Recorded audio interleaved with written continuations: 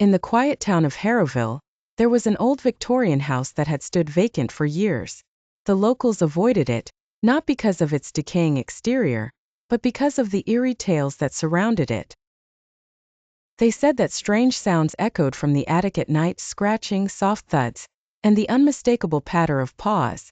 These sounds were known as the shadow paws, and they haunted the house's attic. The house was purchased by a young couple, Sarah and James, who were eager to restore its former glory. Despite the warnings from the townsfolk, they moved in, undeterred by the ominous stories.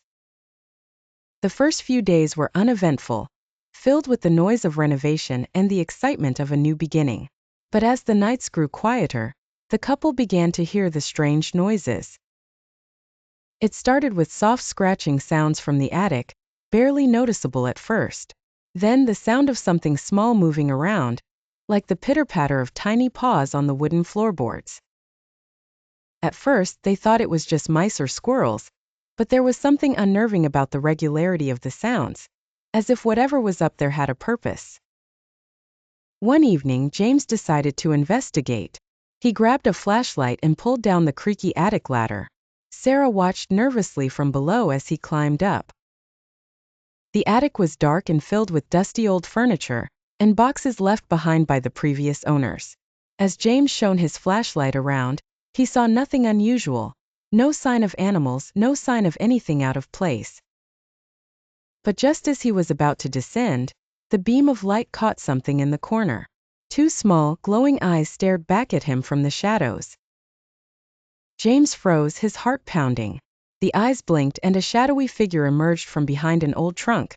A cat, with fur as dark as the night and eyes that seemed to pierce through the darkness. The cat let out a low, rumbling purr, but there was something off about the sound, something almost menacing. James backed away slowly, his flashlight trembling in his hand. As he reached the attic ladder, the cat stepped forward, its shadow stretching impossibly long across the floor, as if it were not just a cat but something much larger, much more sinister. James scrambled down the ladder, slamming the attic door shut behind him.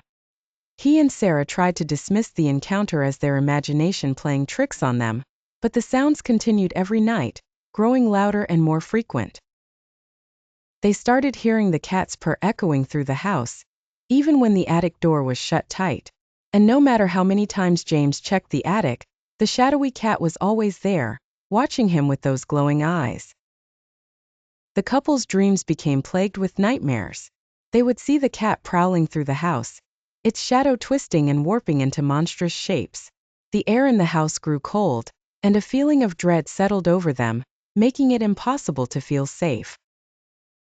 Desperate to put an end to the haunting, Sarah and James sought out the town's historian, an elderly woman named Mrs. Whitlock, who had lived in Harrowville her entire life.